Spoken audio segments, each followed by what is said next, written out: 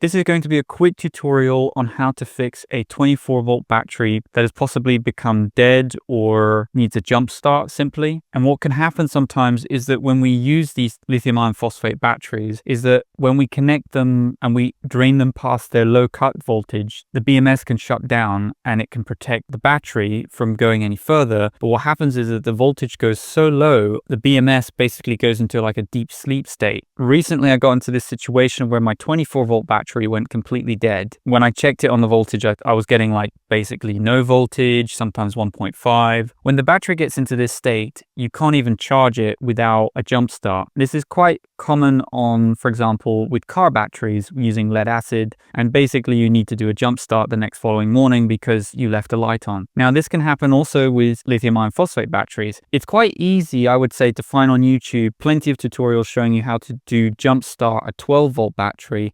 However, I noticed it was a little bit rare to find that for a 24-volt pack. The principle is pretty much the same, but I would like to demonstrate to you that in a pinch, if you're in the same situation as I am, you can actually jumpstart a 24-volt battery with two 12-volt batteries. So I'd like to show you how to do that. All you'll need is two 12-volt batteries. Essentially, you either need a 24-volt battery to jumpstart a 24-volt pack. You can't use a 12-volt and try to jumpstart 24-volt. You need to have two 12 volts put in series, and that's what we're going to do. And this will allow the system to basically run as a 24-volt pack, and then you can jumpstart a 24-volt battery, which is exactly what I did, and it did get the battery back up and running. So essentially it's quite simple. You take the two 12-volt batteries, you take the positive and the negative terminal from each battery. Be careful, do not short the batteries. Don't take the positive of the same battery and link it to the negative. You will create a short. Do not do this. You just want to connect the positive of one battery to the other battery's negative terminal.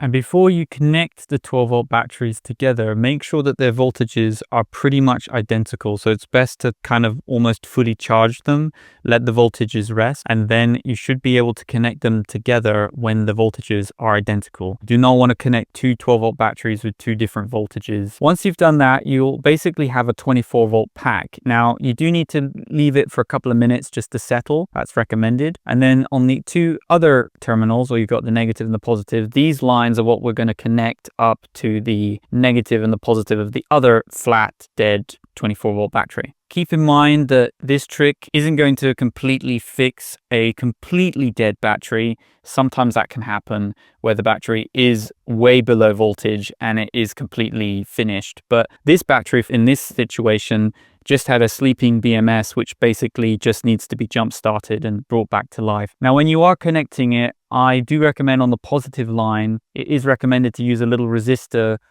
You can either use an ohms resistor or sometimes even a car light can also work, I've heard, where you basically want to reduce the spark that happens because you will see an inrush current. That's normal. It's a bit like when you're connecting up your inverter, you also have to charge the capacitors inside the inverter. I don't have those things at the moment, so I just needed to get the battery up and running. The best thing to do is to obviously space the batteries. I was in a confined space, so this wasn't really possible for this situation, but you have to move the batteries to have enough space. Put some protective goggles on because you will get a small spark, especially if you're working with a more higher voltage, you'll get a stronger spark. For a 12-volt system, you should be fine. If you're wanting to jumpstart a 12-volt battery, the principle is exactly the same. And also use gloves if you can. That also helps as well. Make sure you try and make the connection quickly to reduce the arcing that happens. Once you've connected it, you want to very quickly connect your 24-volt charger or either your solar charge controller setup. But I just wanted to get some